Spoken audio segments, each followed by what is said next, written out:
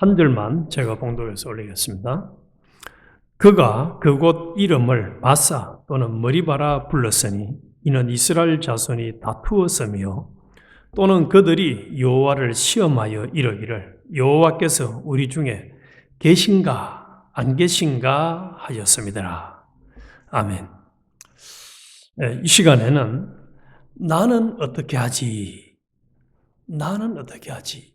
라고 하는 염려, 근심, 걱정, 불안 이런 참 믿음 없는 삶을 평생 영원히 청산할 수 있는 진리를 같이 찾아서 우리에게 적용하고자 합니다. 예수님께서 그렇게 말씀하셨죠. 염려함으로 내 길을 한 자나 더 할 수 있느냐. 다른 말로 하면 네 생명을 1분 1초라도 연장할 수 있느냐. 그런데 왜 염려하느냐. 그렇게 말씀을 하셨죠.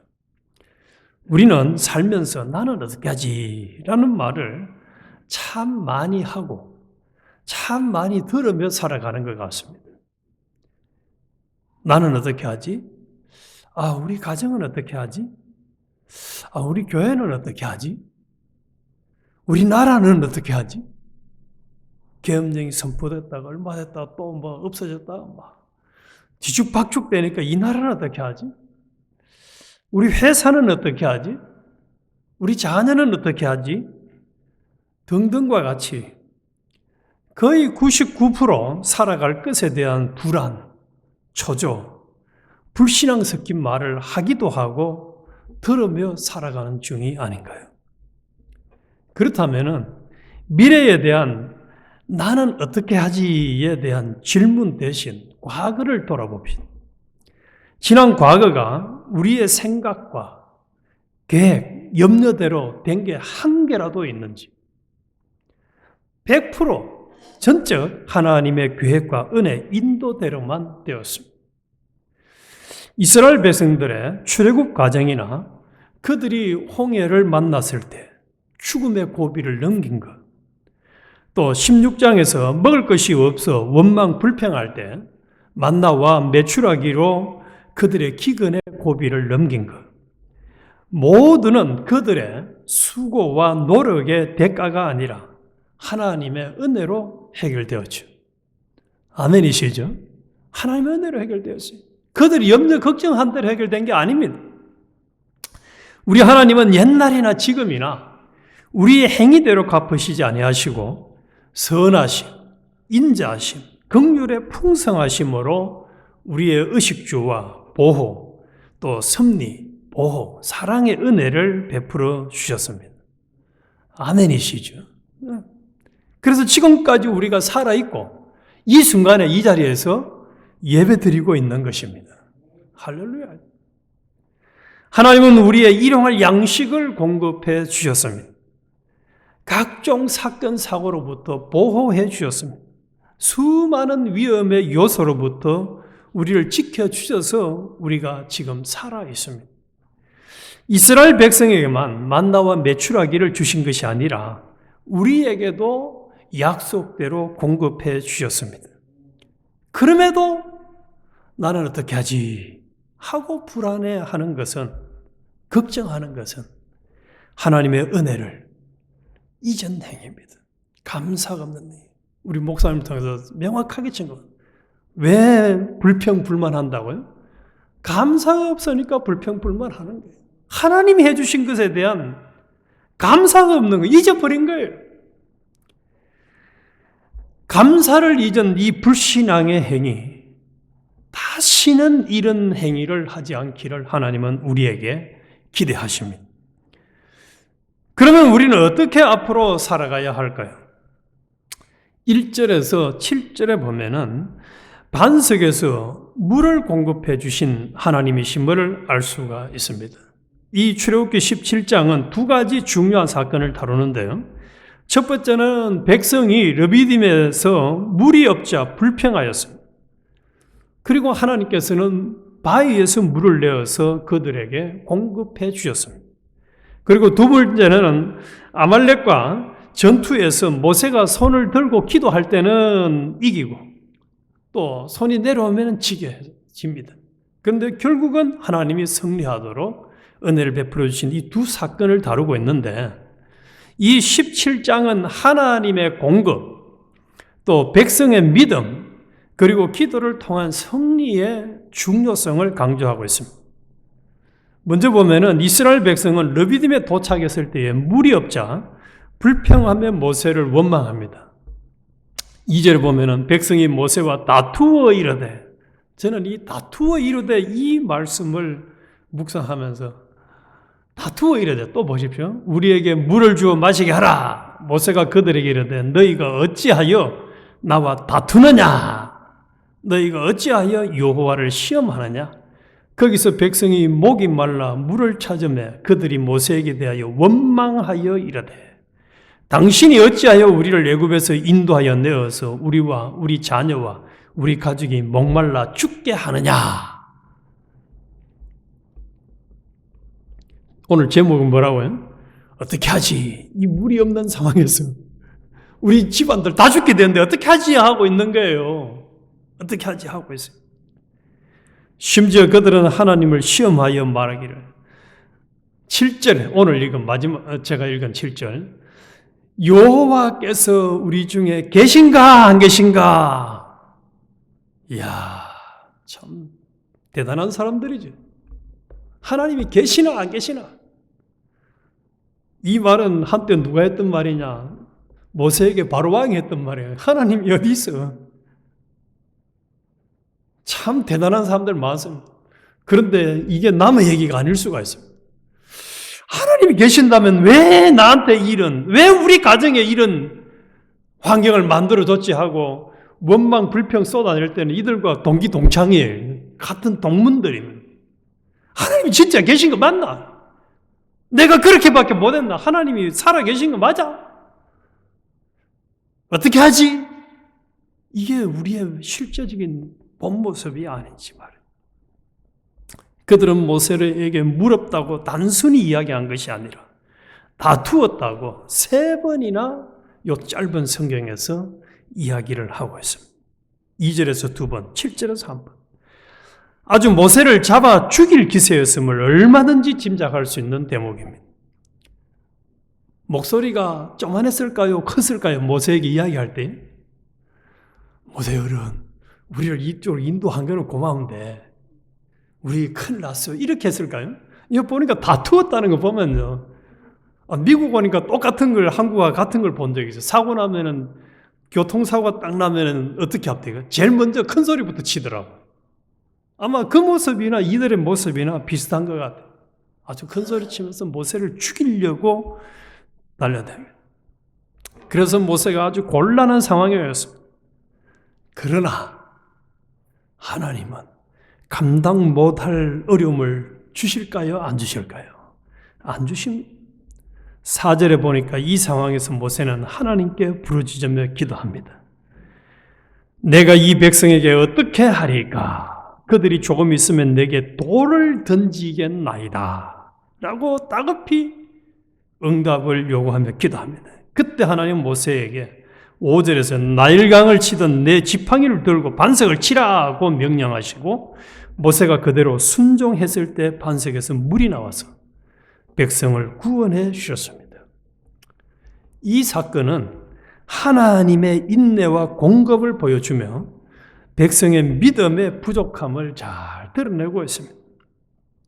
우리는 이들과 같이 불평, 불만을 다시는 쏟아내지 마시기를 주님의 이름으로 축원합니다. 하나님은 예수 그리스도를 희생하시기까지 하셔서, 우리 찬송가가 계속 불렀잖아요. 예수 그리스도를 희생하시기까지 하셔서 우리를 구원해 주신, 구원의 은혜를 주신 분이고, 우리가 지금까지 생명을 유지할 수 있도록 뭘 공급해 주셨죠? 일용할 양식을 공급해 주셨습니다. 그리고 수많은 사건과 상황 속에서도 지켜주시고 보호해 주셨습니다.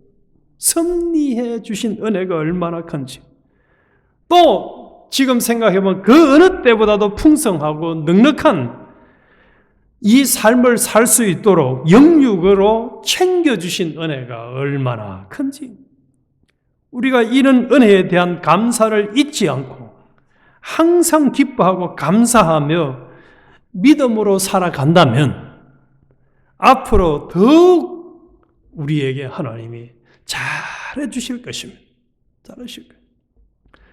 두 번째로 8절에서 16절까지는 아말렉과의 전투에서 승리케 주신 여호와 니시의 하나님, 즉 승리의 깃발의 하나님을 기록해 주고 있는데, 여기서 첫 번째로는 기도가 승리의 무기라는 사실. 아말렉이 이스라엘을 공격하자 여호수아는 군대를 이끌고 싸우고 모세는 언덕에 올라 지팡이를 들고 기도합니다. 모세가 손을 들면 이스라엘이 이기고 손을 내리면 아말렉이 이깁니다. 그래서 아론과 훌이 모세의 손을 받쳐주어 하루 종일 해가 질 때까지 모세의 팔이 내려오지 않도록 해서 이스라엘이 승리합니다. 이는 기도와 하나님의 능력이 이 전쟁 승리의 원동력임을 보여줍니다.